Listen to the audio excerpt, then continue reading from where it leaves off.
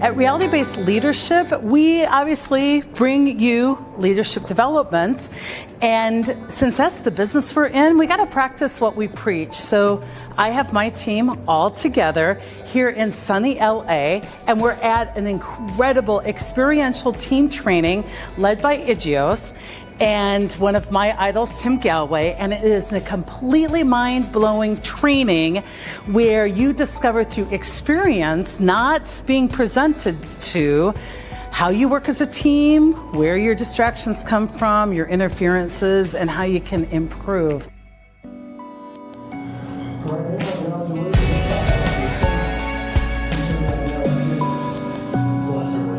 A personal dream of mine is coming true. We are at Tim Gallwey's Tennis Inner Game of Work workshop, and this was actually the first book that was given to me when I was 16 years old from a coach of mine that said, if you're into this mindset stuff, you should start really learning this. And so we're here going through their workshop, experiencing it to see what it's like with our content and seeing where it can come together. And so, like, seriously, a dream come true. I'm losing it.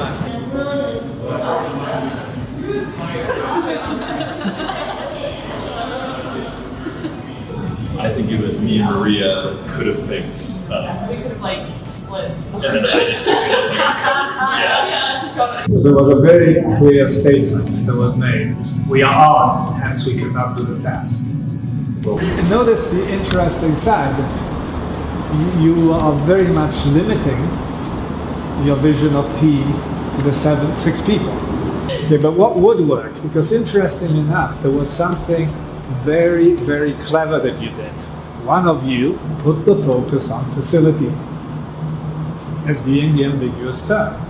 Then you went into action right away instead of building on that concept that the facility might be the entire building.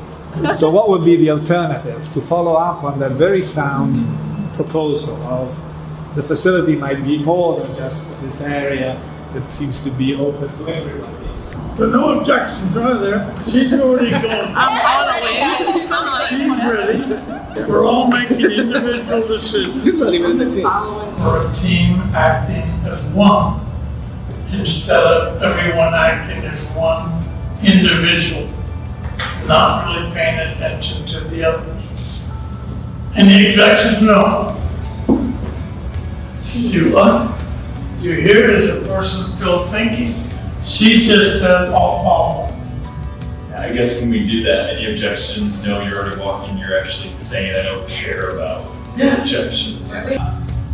This is a personal thing happening to me is, and it's something I probably got to work on, but it's, you keep saying is the objection lethal? Every time we add more ideas, like it could be this, then I feel myself getting frustrated. Because I'm like, it's sufficient enough that that could be my opinion. But then we kind of keep ideating more objections. And I'm like, that's not lethal. So I'm trying to balance that. Lethal means that it is critical. Right. That it basically will not be able to accomplish the task. Now, I have a better idea. Your idea, yes, we can accomplish the task. Mine is better. And I am suggesting it usually because I think it's going to save us time. I'm like a perfectionist, so I've had, even actually joining the team, it's helped me just be like, just go out and try it even if it's not the most perfect thing. Actually, I think while we do, I think, try to work to find great solutions, we're also willing to I've seen the team be willing just to try it even if it's not the best, it's definitely not bad. Some goals never take precedence over the common goal. They can help, they can support, but never exclude. So whenever you see conflicts in a team, ask yourself, is it because we are unclear about the common goal and everybody is focusing on their little turf? Or is there something that we really need to pay attention to? Clearly, the training is all about offering you a mirror, where you can look at someone in the mirror and decide, I'm okay, I don't need to do anything, no, I need to straighten my tie, oops, I spilled some coffee.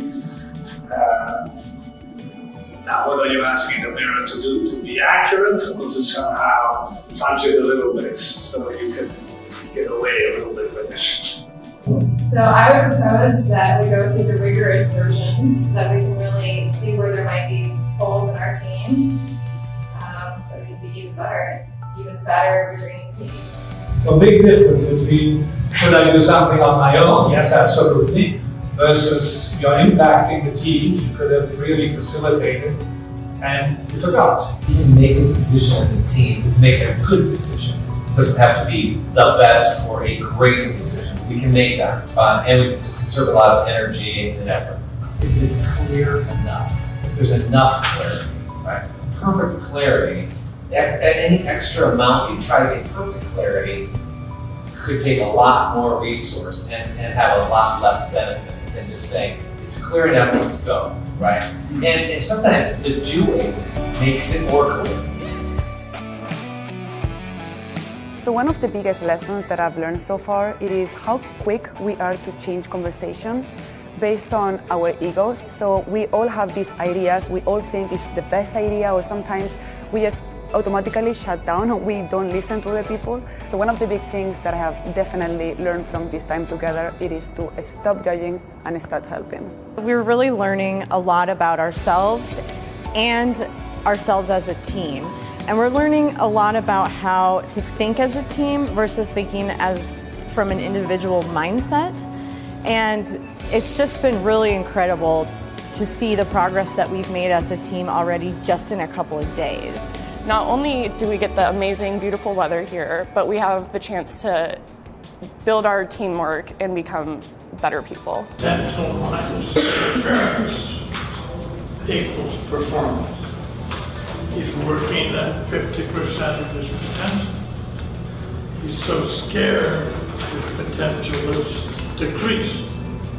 If the leader says performance is all that matters, he has the right to say that.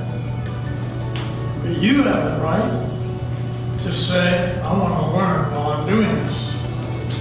I want to enjoy it. I want to enjoy it. That I'm just so scared that I'm going to disappoint people that sometimes I don't speak up when I should. Idea of what do I know for sure? What's reality? What's the interference? How does that reinforce the interference of this is my identity, I am the pattern, versus how can we add the lens of non-judgmental awareness? I'm noticing that I didn't talk earlier when I had this idea. The observation of what is real versus I am the thing that I'm feeling. In a high-performance team, it should be a matter of seconds to agree on a proposal. Because the element in play is not whether I like the proposal or not, but whether the proposal is going to allow us to reach the goal. 100 people being able to agree in 30-45 seconds. Because there's a discipline. The discipline is not I want to say my piece. The discipline is my piece going to contribute to the goal. So the challenge here is to hold accountable the people that say stop when they shouldn't be saying stop.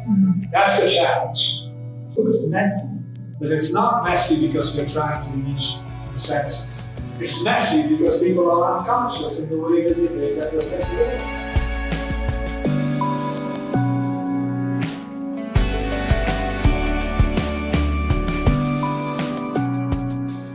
So I've had a ton of takeaways so far from this team training. A big one is that our facilitators have given our team these rules that we must follow to keep us brief and to find clarity. And I was taking those rules as like, you gotta follow the rules. Just as we talk about following good mental processes, and sometimes you're like, that person's not following a good mental process. But they helped me realize that the rules are just for your awareness to just notice when you're not being brief. Notice when you're not speaking clearly. Notice when you're not actively listening.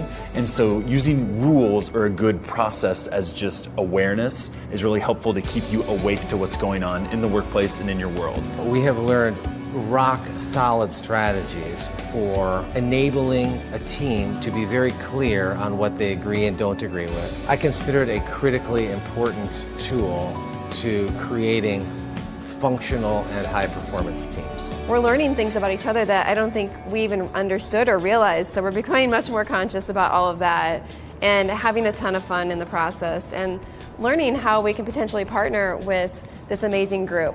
So, super excited about all the things that are happening. We have so much to learn and so much to bring back to the office. Can't wait.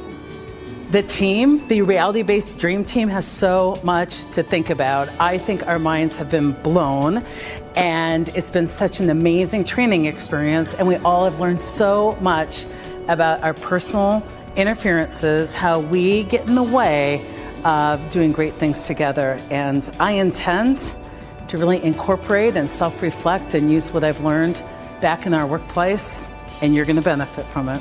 I'm going to be bringing you more information about this incredible training and how it aligns with reality-based leadership. But in the meantime, go to IGEOS, IGEOS, and check out their incredible programs.